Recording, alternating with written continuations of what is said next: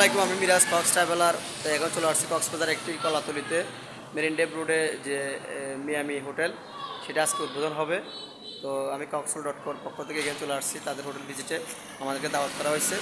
তো এটা কক্সবাজার একেবারে মেরিন ড্রাইভ বিশেষ করে হিমছড়ি যাওয়ার আগে সেই হোটেলটা অবস্থান করতেছে, এখানে একেবারে খুবই পাশে মেরিন ড্রাইভে, বিশেষ করে কলাতলি থেকে খুবই নিকটে, 1.50 দূরত্ব।